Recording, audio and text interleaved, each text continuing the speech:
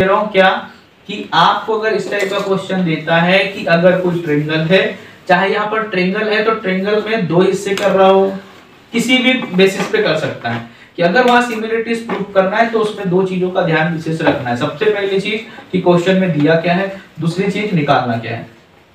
Question में दिया क्या है और निकालना क्या है। अगर आप एग्जाम में इतना भी कर लेते हो, अगर आपसे कोई क्वेश्चन नहीं भी बन रहा है और उसका आपने गिवन लिख दिया और उसका टू प्रूफ भी लिख दिया और प्रूफ में बस लिख दिया जो भी आपको लगता है, तो गिवन और टू प्रूफ का भी आपको 1 मार्क्स मिलेगा। अगर आपने प्रूफ नहीं भी किया है तो आप गिवन भी लिखकर आते हो या कंस्ट्रक्शन भी कर लेते हो तो आपको उसके मार्क्स मिलते हैं, स्टेप्स के मार्क्स होते हैं। ठीक है, बोर्ड में स्टेप्स के मार्क्स आपको मिलेंगे, तो इसलिए आपको कोई भी क्वेश्चन छोड़ के नहीं आना है, उसको क्वेश्चन को अटेम्प्ट करना है। एटलीस्ट जितना आप समझ पा रहे हो, इवन जो डायग्राम दिया है डायग्राम को बना दो, उसमें जो गिवन लिखा है उसको लिख दो, और जो अगर आपको सॉल्व कर लोगे तो फिर और अच्छी बात है।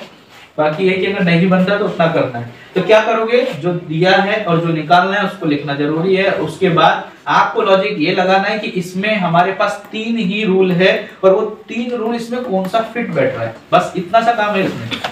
पहला कि क्या इसकी दो साइड्स प्रोपोर्शन में आ रही है, या इसके दो एंगल्स इक्वल आ रहे हैं, या इसकी तीनों साइड्स इक्वल हैं। बस 3 चीजें चेक करनी है, उसके अलावा कुछ नहीं करना है।